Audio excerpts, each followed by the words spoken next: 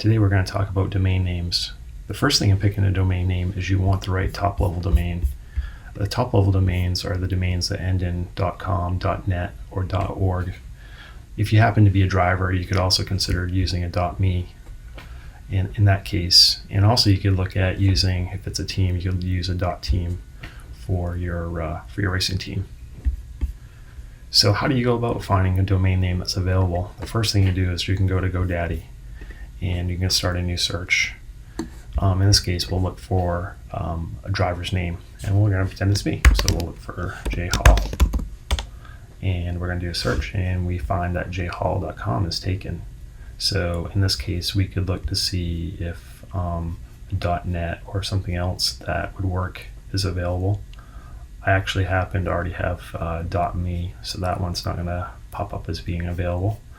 I can go back to the top here and search .net. That's also taken.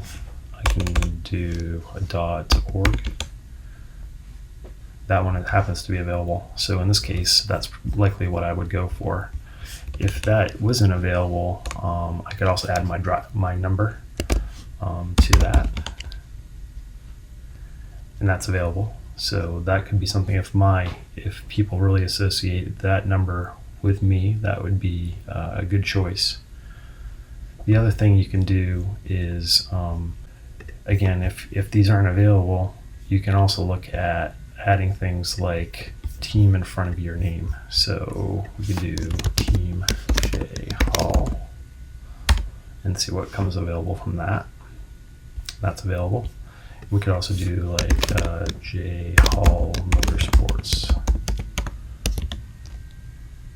That happens to be available too, or we could do team jhall.com. And that also is available. In this case, you would want to pick something that it's easy to communicate with your fans and your sponsors. You want something that is easily associated with you, and from a branding perspective, you want, when you say it, people be able to remember that name, and so they can go back in time and be able to find you more easily.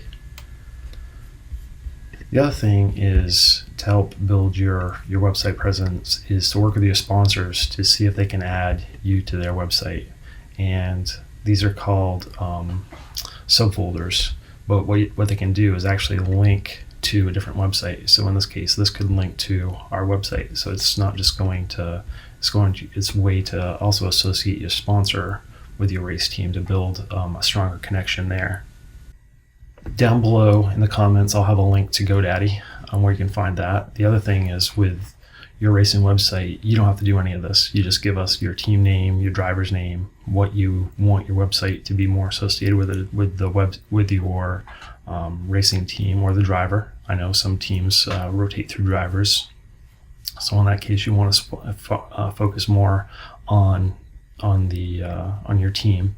But you also might want to have your driver also set up their website to associate with your team, and also multiple channels to reach your sponsors. It's also good for that driver as they do move on.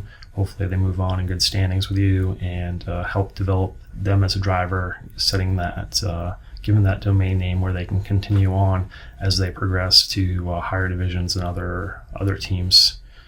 And anyway, here at your racing website, we're here to help you find the right name for your racing team, and to build your website to get you started there, and once you build that foundation, to help you promote your website.